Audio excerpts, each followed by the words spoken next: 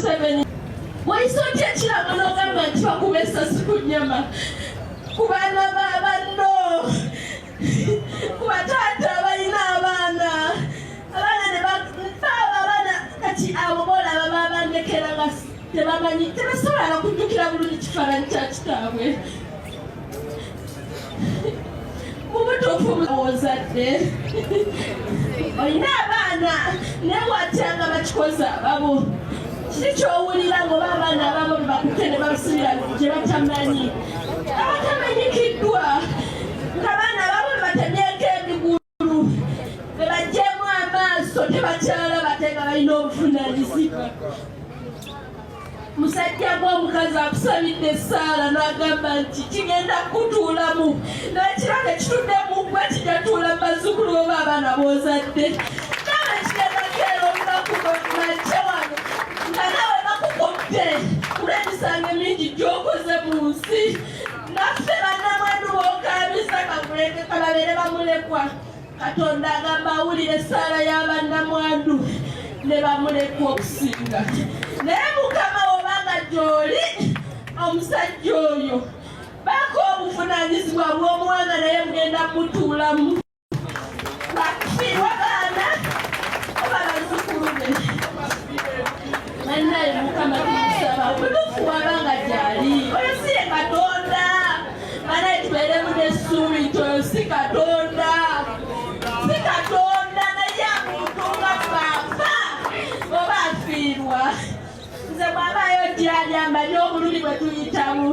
musajja wuunaatoba kutulabirira n'abaana baffe naye nga naye alina obuvunaanyizibwa obubwe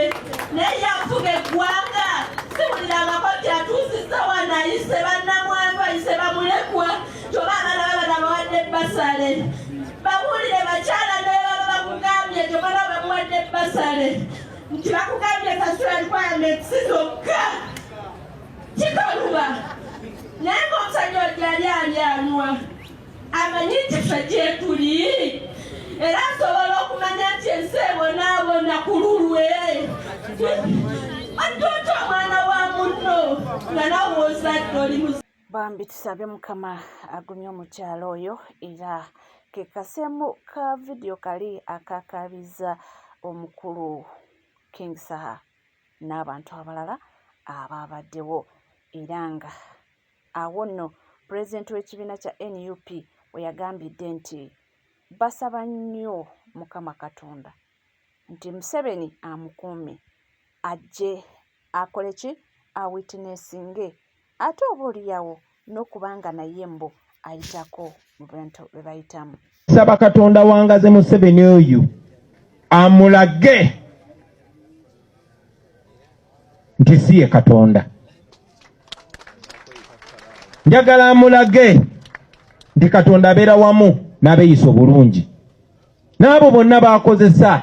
oba basanze mu baweereza ba Katonda oba basanze mu mizikiti oba basanze mu ekereziya n'abo bakozesa okusabira abantu esaala embi. Nsaba Katonda abawanguze abawangaze si bawanguza abawangaze atukolere byonna byatukolera nga balaba. Babeerewo tuwe obujulizi nga balaba. Babeerewo tubagambe temwalinga Katonda ne gwe mwaweerezanga teyalinga Katonda. Katonda bino byakola. Nkimanyi nti olunaku lumu nga tukyali balamu Katonda agenda kitulaga. Katonda agenda tuteera emmeeza mu maaso gaffe mu maaso g'abalabe baffe. Abataategeera Zabbuli eya 23 Katonda agenda tuteekera emmeeza. Katonda agenda tuvimbisa maaso g'abalabe baffe. Katonda agenda tuwanika ebbango mu maaso g'abalabe baffe. Agenda tuvimbisa mu maaso ga Museveni. Agenda tuvimbisa mu maaso gaabo ababaka ba sitaani bonna bonna abalage ti Mukama abeera wamu n'abo abamwesiga. Tuvuddekeyo tugendeko wa Pastor Bujingo bagamba nti munnange abantu abafiirayo nga bayitiridde nti amaziga nga gayitiridde ku kyaki ya Pastor Bujingo kikyo munnange bibino. Bujingo asusizza entalo ali ku Bobi Wine ali ku Bugembe ali ku Council Amelie omufu ali ku ono wa Revival Church yafa naye Pastor Yiga abafu twekwasa babwerere obusonga bwe twekwasa ku bafu bwabwerera obutagwanidde ate ng'era fa ababukuliyetinga. I think Pastor Bujingo musajja wange simanyi oba ndaba naye kyoliko nsobola okukitegeera nga n'essaala z'osaba kaakano Mukama takyaziwulira takyakwanukula kubanga tosobola kubanga osabira bantu baana b'abantu kufa naye ng'ewuwo tewava mirambo. Mulambo ogwasooka gwe twasooka okulabako ewa Bujingo gwali gwa Richard. Few months after Richard's death ne tuwulira omukyalo omulala ng'afiiridde mu chaachi y'emu. Kati kwegamba essaala z'osaba zituuke ku bantu Mukama Katonda ataakusasula opposite. By'osabira bituuke ku balala bituuka wuwo. Osaba abantu baawukane n'abaana baabwe naye nga gwababo tokyalina wowo gwosobola kuyita n'akuyita ddadi. Tokyamanyi bwe balya, tokyamanyi bwe basula, tokyamanyi bwe babeera. Zisala z'osabira abantu kyokka ate byebikuliko ggwe ng'omusumba. So I think omusumba ali depressed. Omusumba yeetaaga kubudaabudibwa singa abadde alinamu kasente nandi mu buzeebuze egy'emirimu ngikola. Njimanyi ogaba therapy? Njimanyi egy'okubudaabuda abantu abali mu mbeera ng'eya Bujingo mbimanyidde ddala. So yeetaaga kubudaabuda bw'atayambibwa nnyo ajja kugwa eddalu. Bakyogeddeko si yono yeka asoose abantu bagamba nti Bujingo ali psychologically tortured nti yeetaaga kubudaabudibwa oba oliawo kyaki eyo nti asooka ateekemu omusumba omulala asooka asombeko endiga nga weeks 2-3 nga ye ali gyali abudaabudibwa then alyoka akomewo ng'ali strong nti kubanga kati byakola linga atabitegeera n'essaala zaasaba mu butuufu mbuzeewuunyisa ate kati soda mbu gwe bataddemu nti awonya buli kimu awo nno bukiyinza okuleetera n'abalwadde ne balema n'okugenda mu ddwaliro nga bagamba nti soda oli gwe banywedde ajja bawonya ate nga si kituufu. Okirowoozaako ki? Munnange nga tuvuddeko ewa Bujingo tuzze ku kibba basajja mbu ensangi zino mbu abaana b'obuwala mbu basukkiridde okubanga babba abasajja b'abantu era wano eno bakomezeewo sitole eya mukyala Judith Babirye ne mwami we nga bano bonna baali ba MPs mu paalamenti buli omu neewangulira munne wabula twalaba Naalongo eyavaayo n'atema omulanga n'atuuka okuwoninga Judith Babirye ataawuliriza awo nno omukolo ne bagukola naye omukolo gwali buki? Emikolo gwali gwakwanjula gwafunikiranga n'embaga babakubidde awo omukolo gwaliko amagye SFC poliisi ey'enjawulo nga nno bagukolera mu woteeri nga tebakkiriza muntu kusamba kulinnyayo ggere ekyamaliriza byali bitya bibino mu bujjuvu. Judith Babirye tandikira awo. Judith Babirye gwali mwaka ki? Judith Babirye n'omwami we gwe yabba gwe bayita Honorable Sebulime Musoke Paulo. Otyo MP buyikwe. Yalina omukyala gwe bayita Naalongo Lukiya Ntale. Otyo nga bafumbo bayagala bulungi nnyo. Era nga bali omuyimbi ayimba Hozana Haleluya omusaayi gwa Yesu gumala. Wenkugambidde nti omukwano teguliiko ebyo gufula gospel artist abada preachinga Yesu. Nabba Lukiya nabba bawa Lukiya Sebulime Musoke ne bakola omukolo wagulabo gwali eri nga kuliko aba miso aba ISO FBI ISO CID bonna DPCR abo busaale ensanafu ejambi azinajjolo azigadinga omukolo gwani ne bibiriti babirina n'emiggo nga gwe gugadinga omukolo gwa Judith Babirye kubanga omusajja yali abbe mu bbe. Otyo naye mukama wange omusajja yagambanga Babirye totya ani yagambanga Lukiya Babirye tomutya, she's just my friend. We are just friends, don't get worried. Omukyala nga atandise okusensinga. Okay. Ngona akubanye simu mwana watu mwavaamu mukolo naye omukolo gwavaamu akabasa kaliwa asawa zino Judith Babirye alina ku mawanga parliament yagivaamu yakika y'emirundi gyali 7. Ogwasembe gwali gwatogikwatako yagamba nti ogikwatako ewumba oyo teyagiddamu paka nasoka n'alwala nasoka n'agenda mubazi abaana agenda gye yagenda fekatumulage tibyagoyenga bulungi kubanga yamala n'akomawo in fact recently wano nakola public apology neyetondera n'omukyala Lukiya Lukiya Ntale banaye nsonyiwa omwami wo nali nzibyemu bbe bwe bubi obuli mu kubba abasajja abafu ezo stole zonna ziva ku ki stole ezo ziva ku mwana muwala Shiba Kalungi odi yeeyo yalese ebizibu naye nga kyonna kyekiri byonna ekijja kubaawo ye abagambe nti mwetegefu era nga yakikola ng'akola ki ng'akitegedde era ng'akigenderedde n'abagamba nti famire yagiraba nga famire ennungi nnyo n'agamba nti alina okubeera part of that family so oba mwogera ki oba mukola ki ye ali mu kintu ki nga tuvuddeko eyo olutalo mu Bwakyavavuzinga era bukyalanda omukyala mukulu nannyini baana alangidde ine bantu Mutesi nti ye Munyarwanda tasaanidde kubeera ine bantu wa Busoga abaana abange be baana abatuufu abaana ba William gwe nga ggwe Munyarwanda ggwe genda ofiire muli Busoga teri kwagala Busoga teri kumanya Busoga teri kutegeera bakumanya oli mutemu wajja kubega gw'oli mutemu wajja kubega kusaanyawo bulamu bw'oyo musajja naye ogezanga n'omukwatako n'okola ekintu kyonna ggwe kankubuulire ggwe ewammwe eri gye bakuzaala n'akasiisira tekagenda kusigala nze nkubuulidde bwe mwepankapanka mbu mubeeraawo muzze mukola ssente mbu mukolera gavumenti mubega abantu ate nkusekeredde essaawa yonna gavumenti egenda kukyuka osuubidde ogenda kubeerawaawo sinayagala bwagazi kulumba gwe Jovia sinayagala nze sitya kankubuulire gwe wamanya engeri gye nayita ku kisaawe n'enzija n'entuuka ku mbaga tewakimanya desemuwe gye nja okutuukako nja kubwatula ojja kukkiriza nti n'Abazimbabwe tetusaaga nze nkikubuulidde movements zo zonna nzimanyi gy'otambulira buli kimu kyonna ky'okola buli kimu kyonna toddayo kumanyira nze sijjangako namu inbox yo nti nkumanyira oba nkusindikire ne message sisobola ebyo bikolebwa ababo obubwala bw'eyo mu kyalo buwunya ensu ne buli kaseera nojja mu inbox yange osindika bino kiki kyonjagaza ddayo osoma ebiseera by'ombalira ku nze lwaki toddayo n'osoma ddayo osome kubanga amagezi tolina bakuwa ofisi yakulema bakugamba okole plan omukazi yakubuuza nakugamba twetaaga okumanya programu yo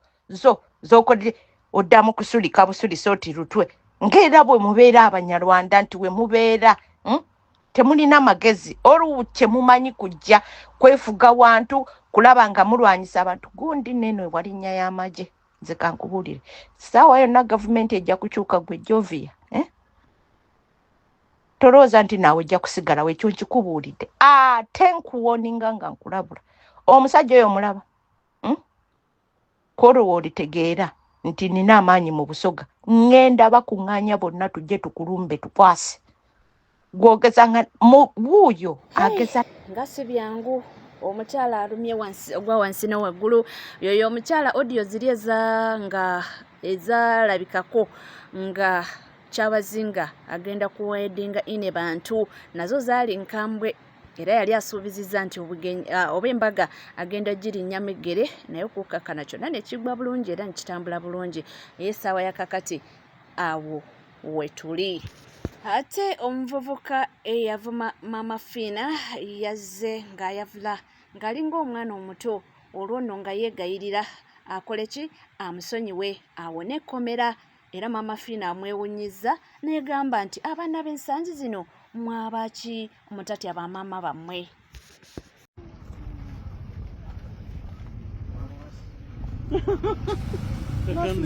gwe mwana abadde anvuma bulijjo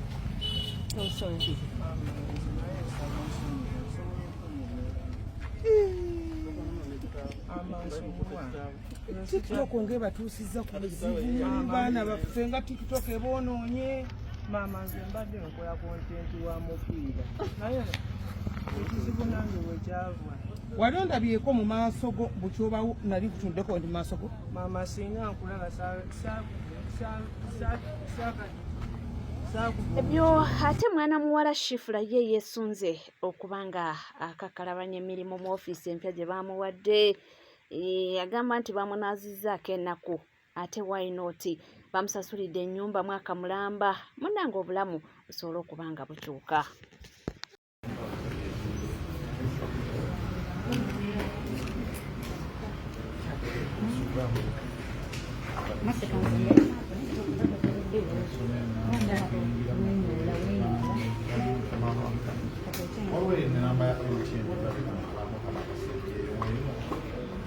Banange tuli ku Sky Pins Tours and Travel.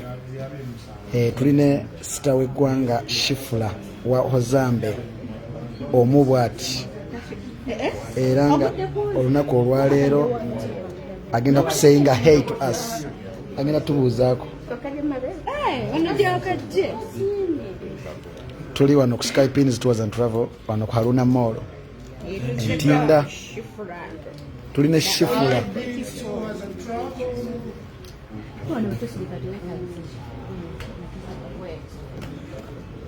Shifula aina kaimba ke yakuwa bakaita wata nakwata kasimu kuweza balenza tano njagala mpe remix kolabo nzije nkubemu amalapu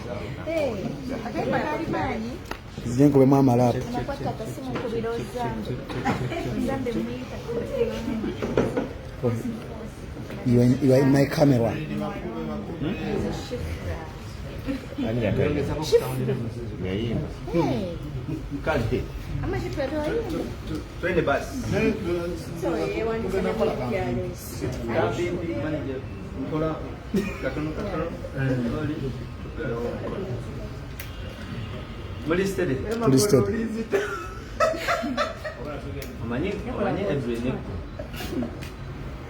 Kale tugende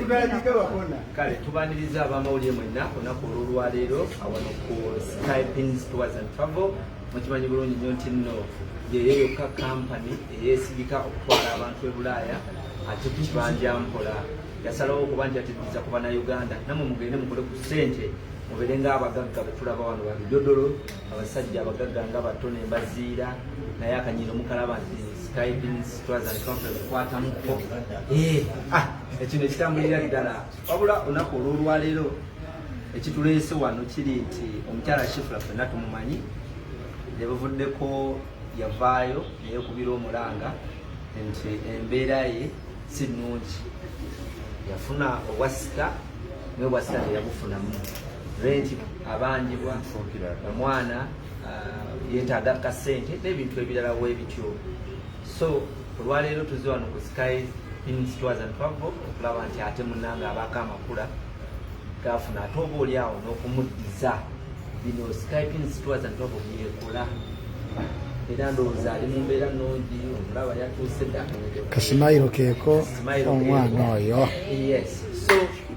ndowooza tugenda kutandikira ku sayidi y'abamaneja abaddukanya ekifo kino ekya Sky Pins batubuulire embeera ebyetya ku Sky Pins ate tuleko tusimbule ndowooza tutandikire wa manyi bagala ladies first omukyala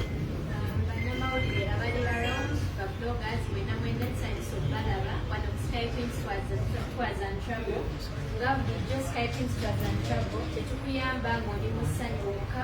naye ne wobeera mu mbeera embi tukuyamba. Shifula tusanyusa okulaba nga Sky Pins Tours and Travel oli waka era bwe twawulidde omulanga ng'embeera si nnungi ne tugamba ffe baani bada Shifula oli munnaffe tusazewo tukwanirize obeere kati mu baasi.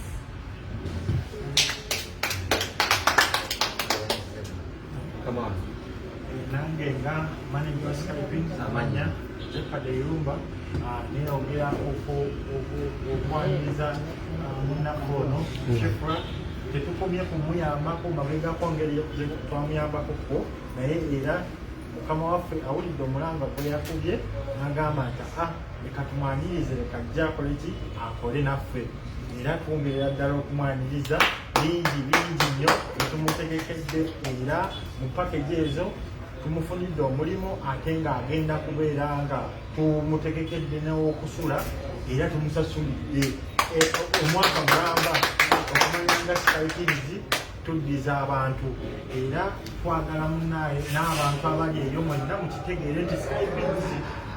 kampani nungamo era yeeyongera okuyamba abantu sigamba nti tubajjako bujjanzi mu kubayambako okutambula naye era tubaddiza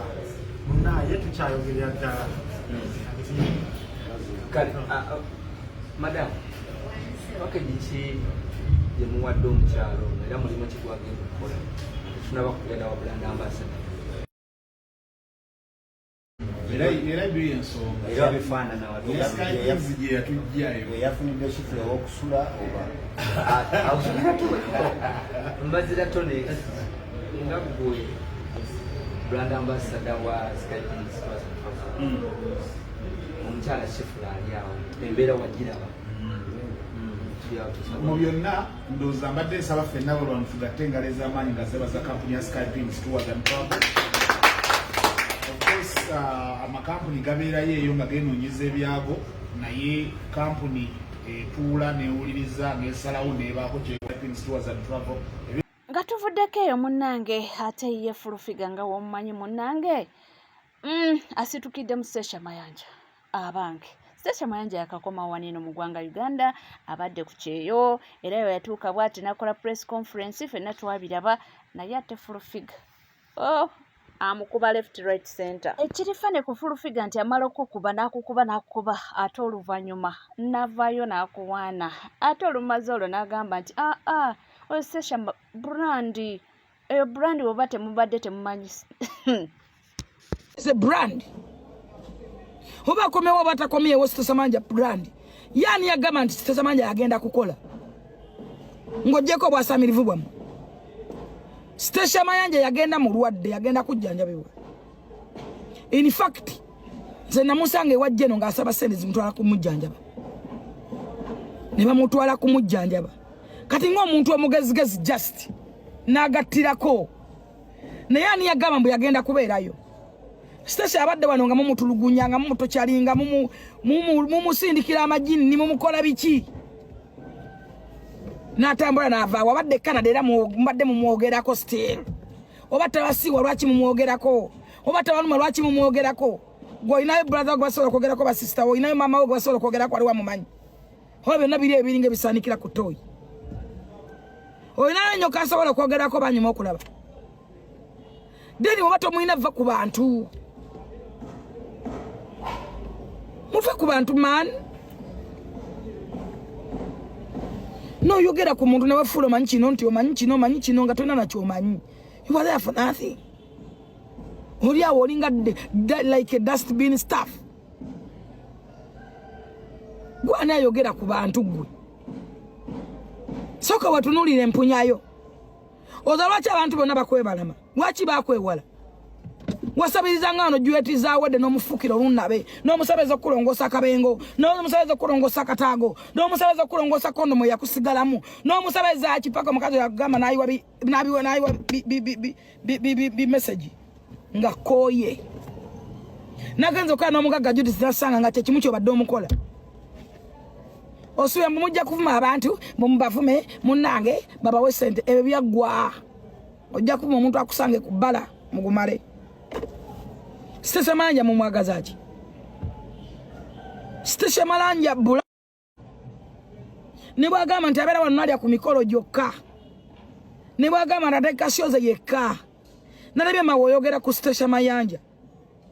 musajja gwe singa ojjukira ebintu byemwatukola mu muyimbi Fulufiga oba yali omuyimbi avuddeyo kubanga this time around defendinga omukyala Sitesa Mayanja naye nga tuli ku NCK TV kugamba kimu nti obanga tuna subscribinga kekadde subscribinga ringinga that notification bell sharinga likinga ebisigadde byonna byonna ajja kubanga bikutuusaako sigala naffe tovaawo